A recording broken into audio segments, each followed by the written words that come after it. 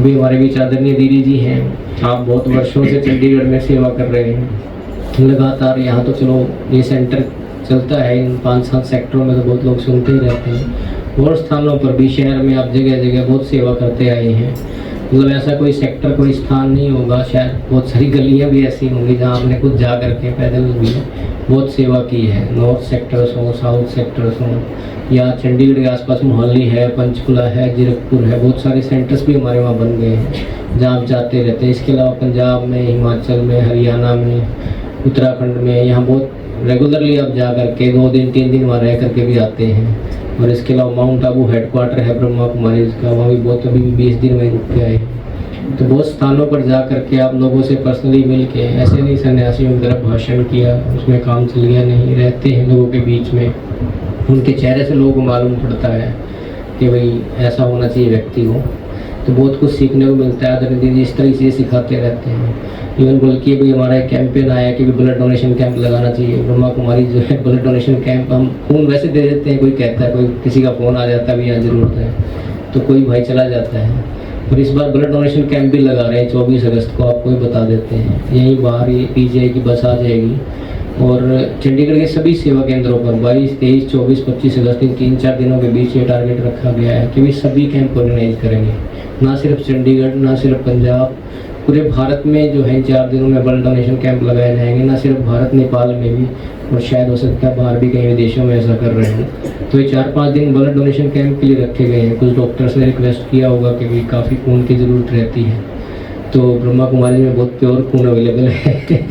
और आप लोग भी उसमें, कोई भी यूथ हो, कोई आना चाहें, या आपका कोई साथी हो, ये को शौक होता है खून देने का। बहुत लोग ऐसे 100 बार खून देते हैं।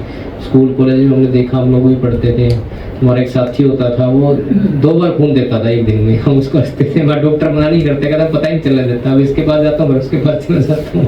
और वो यंग था, काफ़ी शरीर ताकतवर था उसका, जैसे हमारा सत्येंद्र भाई है, इसके 4 बोतल भी ले लो तो कोई फर्क नहीं पड़ेगा। तो वो 2 बार जो है दे करके आता था खून। तो बहुत लोगों को शौक रहता है, उनको भी अच्छा लगता है। तो काफ़ी टीम्स हमने बहुत लोग शहर से बुलाए हैं, अलग अलग शहर सेक्टरों में प्रोग्राम करेंगे, यहाँ भी काफ़ी लोग आएंगे। आप ब्लड डोनेट ना भी करना चाहें तो 24 अगस्त को वैसे आएँ, 9-10 बजे यहाँ शुरू हो जाएगा, शाम तक चलेगा। उमंग उत्साह बनता है, वो भी एक अच्छा माहौल रहेगा, देखने को मिलेगा। तो वो भी प्रोग्राम आपको बताएंगे। उससे पहले जन्माष्टमी आ जाएगी, महीना बड़ा मज़ेदार होता है। पहले राखी का त्यौहार होता है, फिर जन्माष्टमी का भी शायद इसी पार्क में रखेंगे प्रोग्राम, आपको बता देंगे, पैम्पलेट भी मिल जाएंगे। 16 तारीख को है वो, और नेक्स्ट वीक फिर 24 अगस्त को ब्लड डोनेशन कैंप है। आदरणीय कविता दीदी, ओम शांति। आज ये स्मॉल गेट टुगेदर इस उद्देश्य से कि बहुत दिन हो गए थे आपको देखे हुए, तो इसलिए आपको बुलाया है। और थोड़ी सी देर के बाद ही हम ये जो स्पेशल इतनी सुंदर रस्म है, ये घरों में तो हम मुश्किल से 2-3 मिनट लगाते हैं इसके लिए। पहले तो भाई को जगाना पड़ता है, 8 बज गए, 9 बज गए, उठ जा भैया, उठ जा भैया। आजकल तो रात को सोते ही देर से हैं, तो वो उठेगा, नहाएगा तो ये त्योहार शुरू होगा। वो पता नहीं वो कब उठेगा, 9 बजे उठेगा या 10 बजे जागेगा, तो फिर उसके बाद वो नहा धो के तब शुरू होगा। तो लेकिन फिर भी इतनी डिविनिटी और इतनी कोई बातचीत, कोई उसका अच्छा सिग्निफिकेंस ऐसा कुछ होता नहीं है। और एक त्योहार मनाने के लिए पहले दिन से तैयारी शुरू कर देते हैं। देखो कल राखी का दिन है, प्लीज मेरा मूड खराब मत करना, बहस ना करना, ठीक रहना, ठीक से निकल जाए। कल मेरे भाई आने वाले हैं, कल ये होने वाला है। एक अच्छा त्योहार मनाने के लिए हम अंदर से बाहर से पूरी तैयारी करते हैं उसकी, ताकि बाहर से भी ठीक रहे, मन भी ठीक रहे। क्योंकि मन ठीक रहेगा तो त्योहार ठीक रहेगा।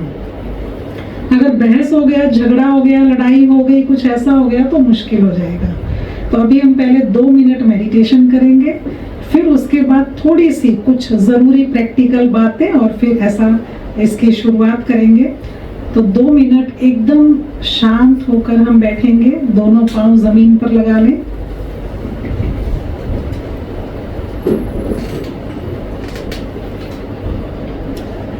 महसूस करेंगे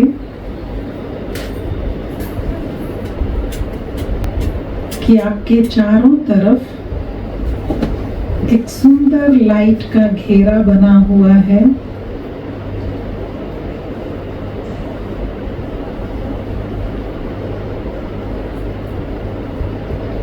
इस लाइट के घेरे में आप एकदम शांत और सुरक्षित हैं।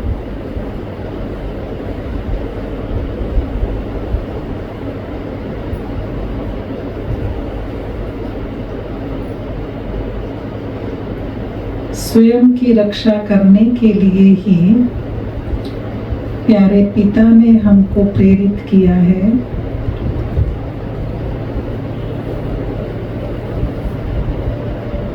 प्रेम का, अनुशासन का, स्वयं पर नियंत्रण का,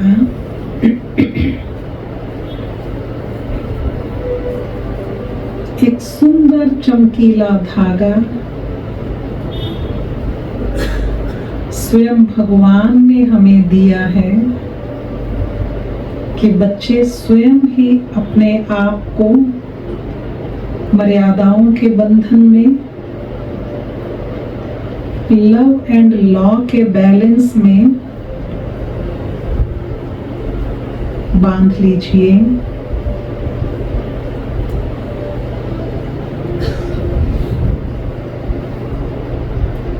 अपने शांत मन में विचार कीजिए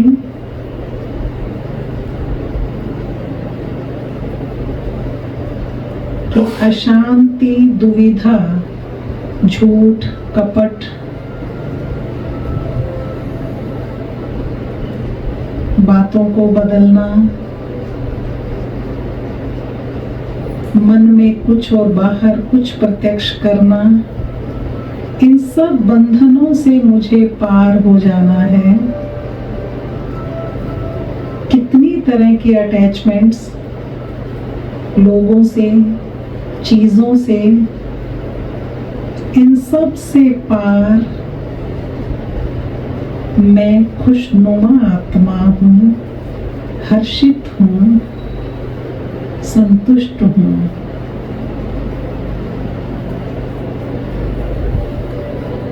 अब अपने आप को सुबह से शाम तक या बीते हुए दिनों की भी परिस्थितियों में देखें और चेक करें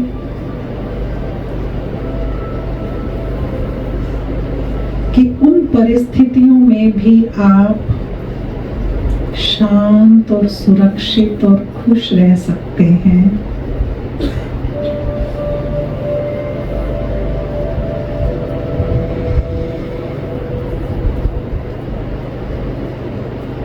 ओम शांति।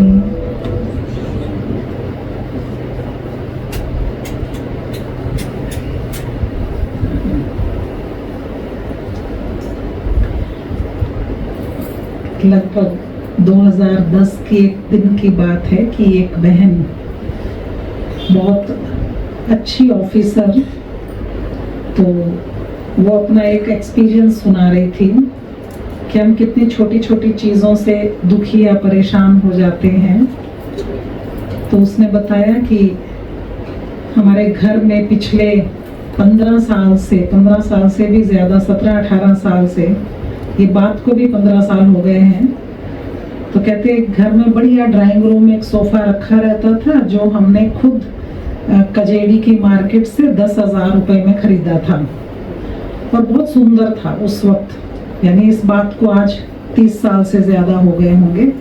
तो 10,000 में वो सोफ़ा लिया था और बहुत कंफर्टेबल थे हम। घर में सोफ़ा है, ड्राइंग रूम है, टीवी लगा हुआ है, सब कुछ है, सब सुविधाएं हैं। हस्बैंड वाइफ दोनों कमा रहे हैं, 2 बच्चे हैं, दोनों लायक हैं, अच्छा पढ़ते हैं, इंटेलिजेंट हैं, तो संतुष्ट लाइफ थी। अब सारा दिन हम घर में भी जब खाली होते थे, छुट्टी वाले दिन भिंडी टमाटर काटना है तो भी उस सोफे पे बैठ के काटते थे, सामने टीवी चलता रहता था संडे के दिन। कहते हस्बैंड की भी प्रमोशन हो गई, मेरी भी सैलरी बढ़ गई, तो हमने बीच में एक बार पहले उस सोफा का कवर चेंज करा लिया था, तो अच्छा था। लेकिन फिर हमने सोचा, 2010 में बता रही थी कि अब अच्छी सैलरी हो गई है और अब कुछ कुछ घर में जो रिनोवेशन करानी है वो करा ली जाए। सुंदर सुंदर कपबोर्ड्स लगा लिए, कुछ और अच्छी चीज़ें ले आए, कुछ और छोटे बड़े फर्नीचर अच्छे ले आए और हमने बढ़िया एक सोफ़ा सेट हम पसंद करके आए। बढ़िया वॉल टू वॉल 1.25 लाख रुपए का हमने सोफ़ा सेट खरीद लिया। अभी कहते खरीदे हुए महीना भर हुआ है। अब जब से कहते हैं 1.25 लाख रुपए का हम सोफ़ा सेट लाए हैं ना, सच्ची बताएं दीदी बहुत परेशान है।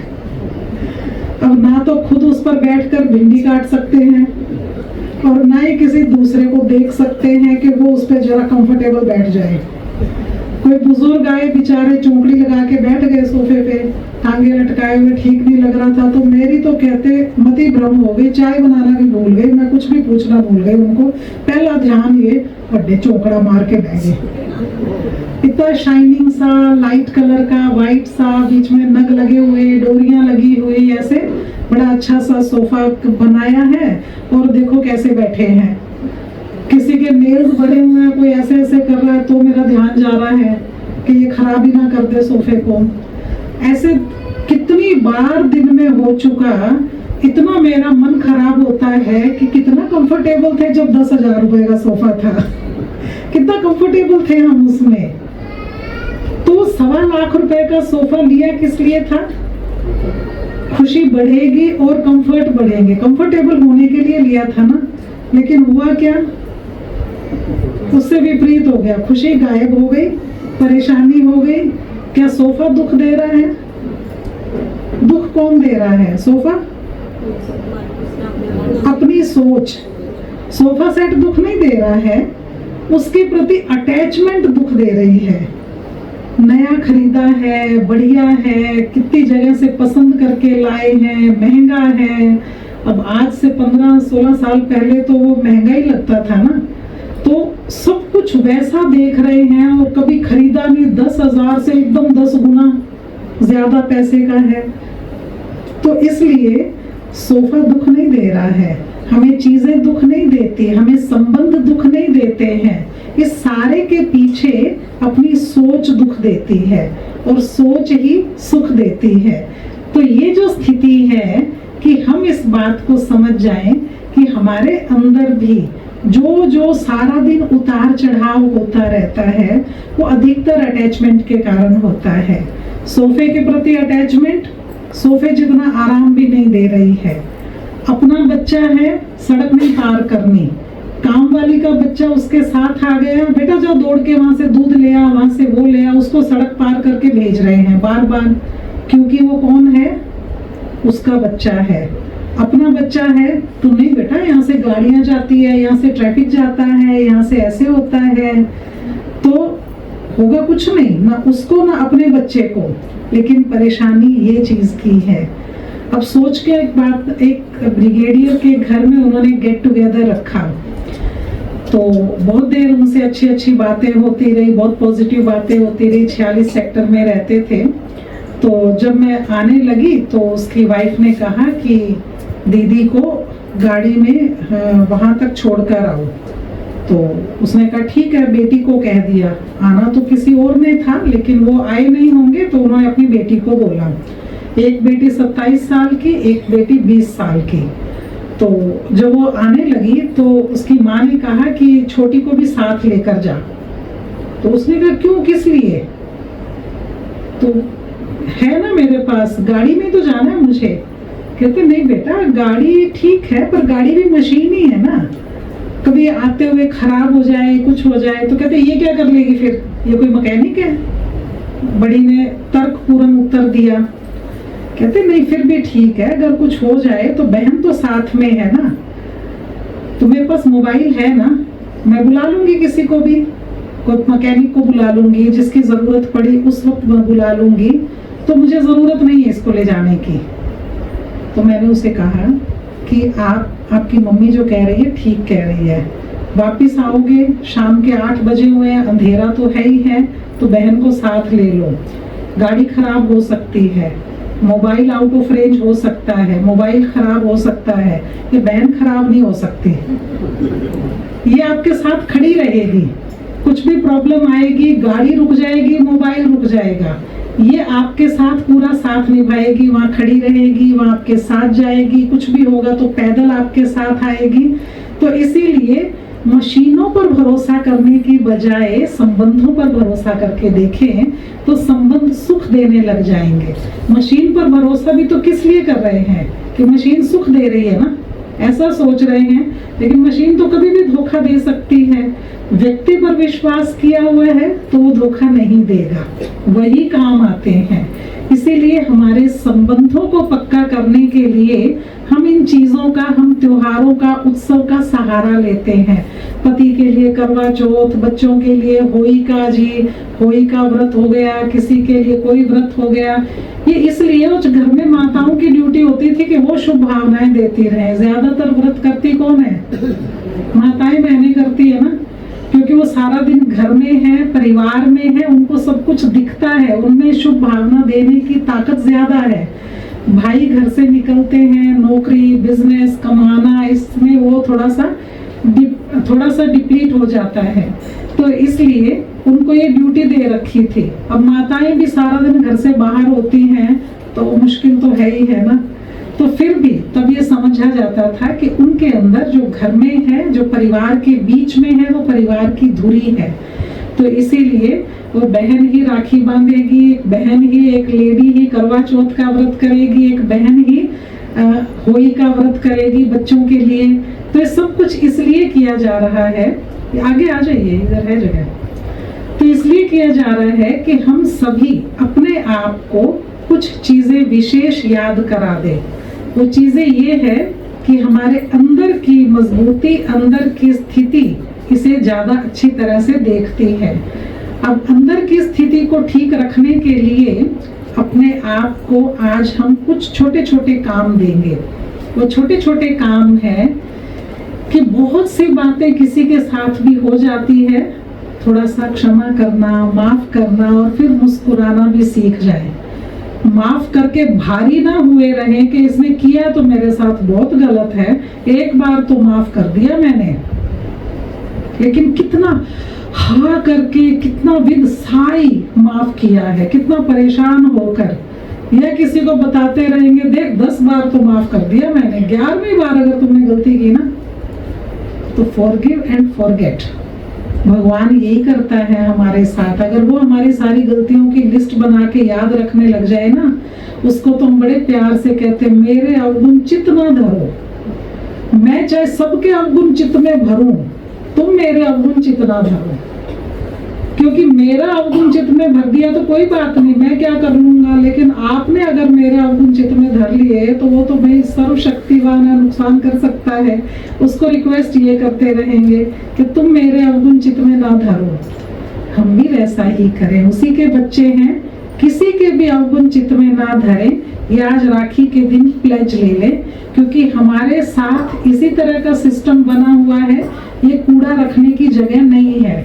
एक बार आप किसी के पास बैठे, उसने कुछ कूड़ा आपको दिया, कूड़ा करकट माना, ये ऐसी है, ये वैसी है, इसने ये किया, इसने वो किया, आपने उसको सुना, ऐसे ऐसे करके सुना, उसको क्या पता लग जाएगा, ये सबसे अच्छा डस्टबिन है।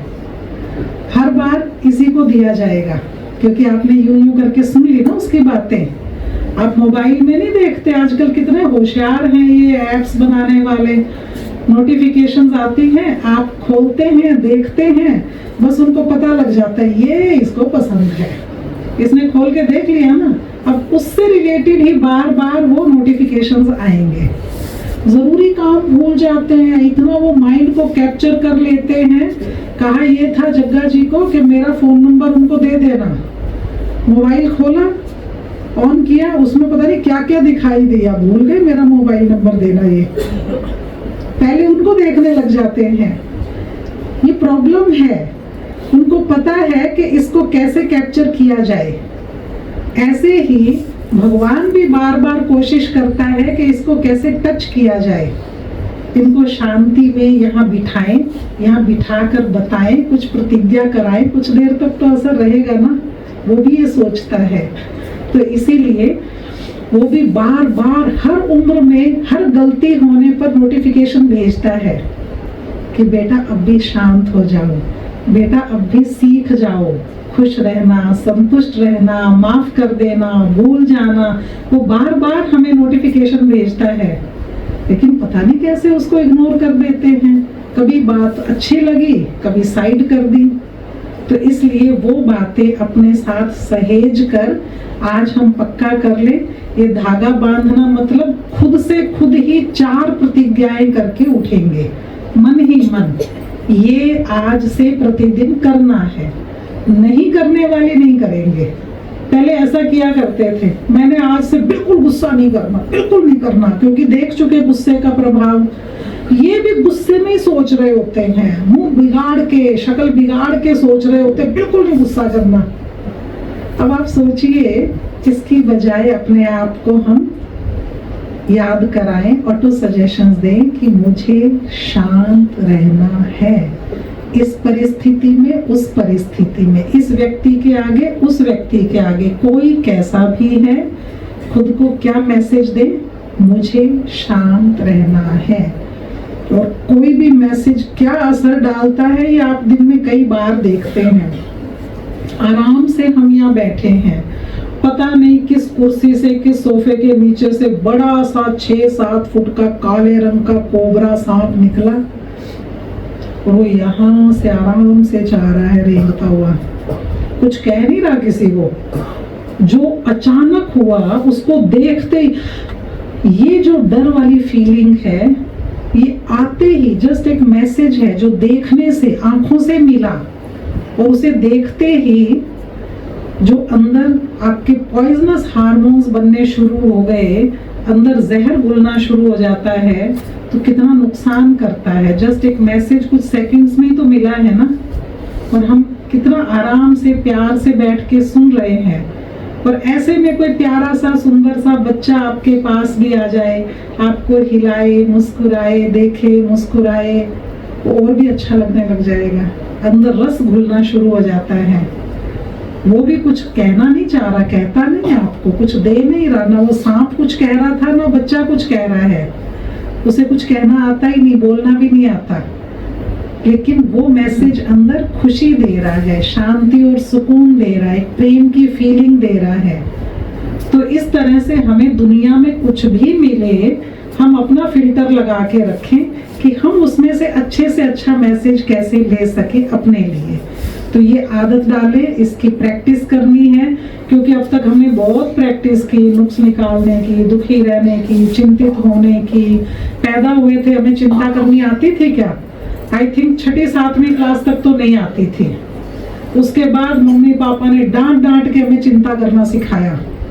कल तेरा पेपर है, कल तेरा पेपर है, क्योंकि टेंशन किसको थी?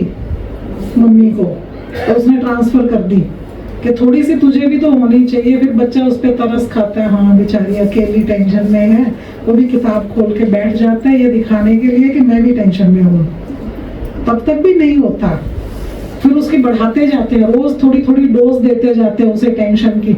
आगे आएगी ना 10वीं क्लास, फिर देखना, मैट्रिक में देखना, मैट्रिक में देखना। हम भी सोचते थे मैट्रिक पता नहीं क्या बंदूक होगी, क्या होगा पता नहीं उस मैट्रिक में। हर जगह मैट्रिक के नंबर देखे जाएंगे, हर जगह मैट्रिक का सर्टिफिकेट देखा जाएगा।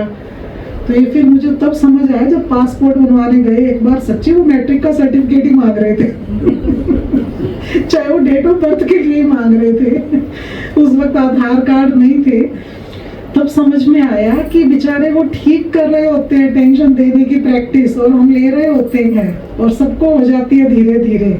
तो जब ऐसी प्रैक्टिसेस कर ली, अब नई प्रैक्टिस शुरू करें। अब फिर से शांत रहने की, मुस्कुराने की, सुखी रहने की, ये हमारी ओरिजिनल नेचर है।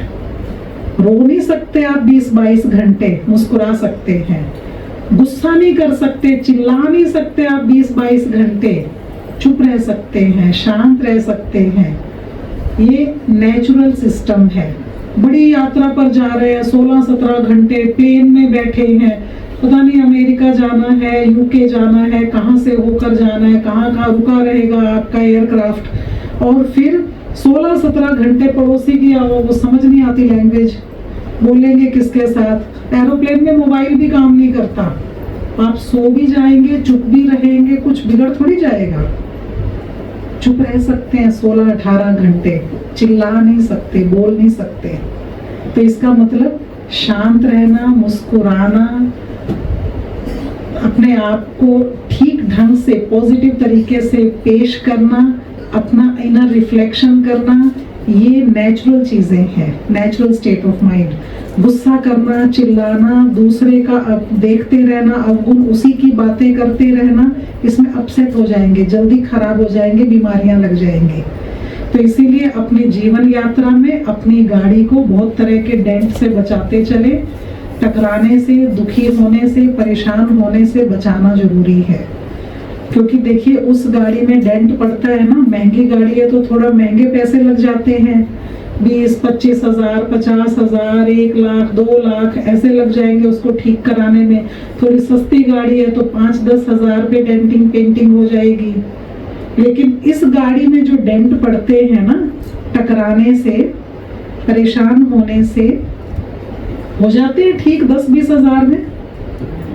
हाई बीपी, डायबिटीज, टेंशन की वजह से जॉइंट्स पेन, सर्वाइकल पेन और इंडाइजेशन, पेट में गर्मी, जलन, ये सारे टेंशन की वजह से प्रॉब्लम। और टेंशन हो रही है टकराने की वजह से, और टकराते जा रहे हैं, और उसके बाद ये डेंट निकलने वाले नहीं है, लाखों रुपए खर्च करने पड़ते हैं। इलाज कराओ, फिर सर्जरी कराओ, फिर उसके बाद मेडिकेशन, लगातार मेडिसिन चलेंगे, डॉक्टर इतनी मेडिसिन दे देगा और फिर कहेगा खुश रहा करो, फिर कहेगा आप बातों को दिल पे ना लिया करो, थोड़ा शांत रहा करो, आप रिएक्ट मत किया करो। वो कह तो रहा है डॉक्टर, उसके भी वश की बात नहीं है, वो भी वैसे ही करते हैं, पर चलो दूसरे को समझा तो सकते हैं ना, और डॉक्टर है तो उसकी बात मानेंगे। आप उससे पूछ ही नहीं सकते इसमें खुश रहने की, शांत रहने की गोली कौन सी है, क्योंकि ये अगर आप पहले ही करते रहते तो बीमारी आती ही ना। तो इसीलिए अब भी ध्यान रख लेंगे तो भी ठीक है। तो आज मैं आत्मा स्वराज्य अधिकारी हूँ, मुझे मेरा अपने पर राज है, ये सोचकर शांत रहना, खुश रहना मेरा अधिकार है। ये बात याद रहेगी जो मनु बहन बता रही थी। और तीसरा, मुख मीठा कराना मीन्स मुंह से सिर्फ आशीर्वाद ही देना है, दुआएं ही देनी है, इस काम के लिए यूज करना है। तो ये तीनों काम प्रैक्टिकली अपने साथ करने के लिए अपने लिए खुद 4 प्रतिज्ञाएं बैठकर करनी है, अपने मन में दोहरा लेनी है। तीनों चीजों से रिलेटेड होनी चाहिए।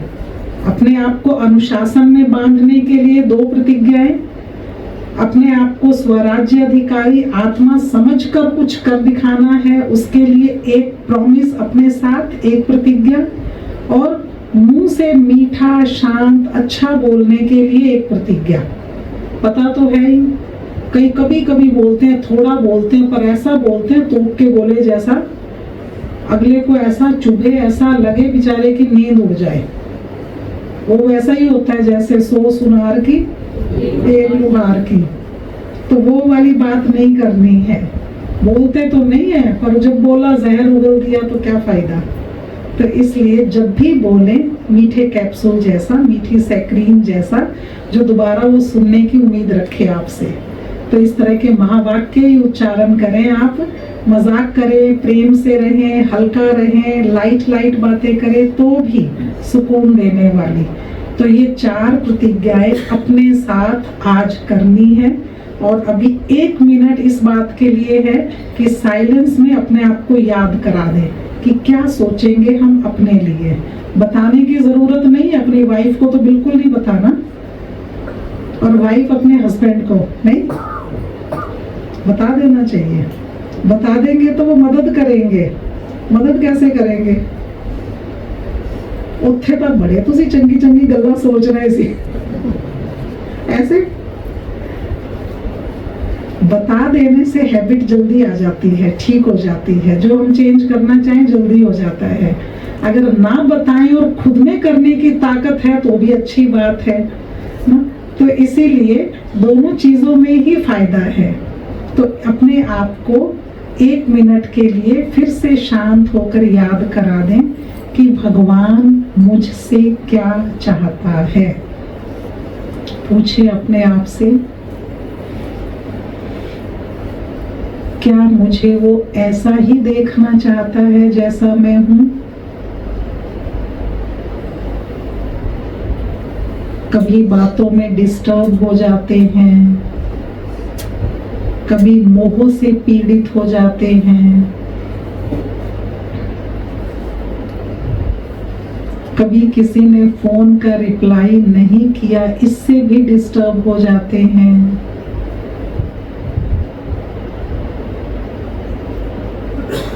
अपने आप से पूछें, शांत, हर्षित मुख, सहनशीलता का अवतार प्यारा प्रभु मुझे कैसा देखना चाहता है।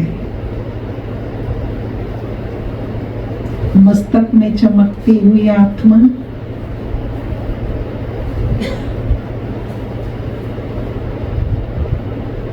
मैं स्वयं पर राज्य करने वाला,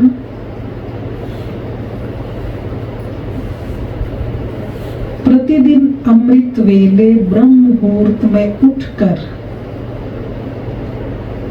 भगवान से मित्रता का वायदा निभाने वाली आत्मा हूं।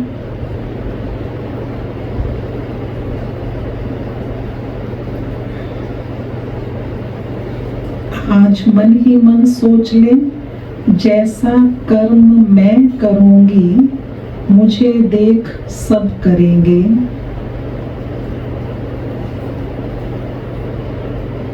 मैं उदाहरण स्वरूप आत्मा हूं।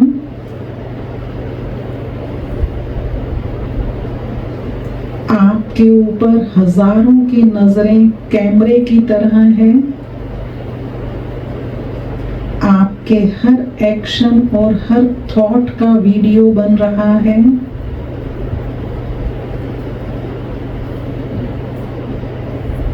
इसलिए आज से ही अपने थॉट्स और एक्शन, संकल्प और कर्म, इस पर विशेष अटेंशन देकर उन्हें पवित्र और शक्तिशाली बनाना है।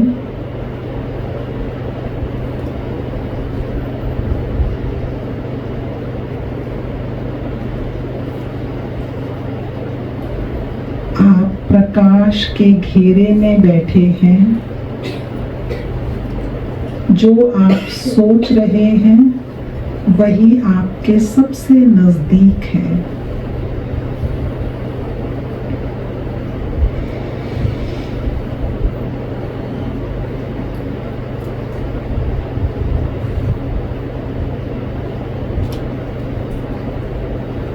सभी एक साथ ओम का उच्चारण करेंगे।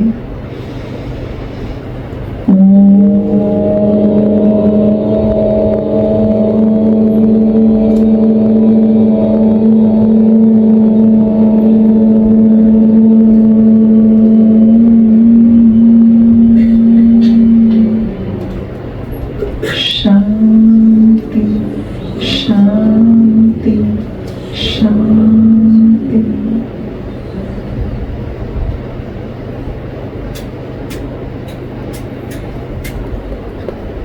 शांति। नेचुरली आप जब प्रतिज्ञा कर ही रहे हैं और वो भी 4-4, तो वो जो नेगेटिव चीज है वो आपके अपने आप यहाँ छूट जाएगी, जिसे हम छोड़ने के लिए रिक्वेस्ट कर रहे थे। मनु बहन भी कह रहे थे जो देना है वही देकर जाना है, तो अपने आप छूटता जाएगा। तो अभी हम इस सुंदर रस्म को अदा करेंगे। आप पहले भाई आएंगे, सामने से ऐसे आते जाएंगे।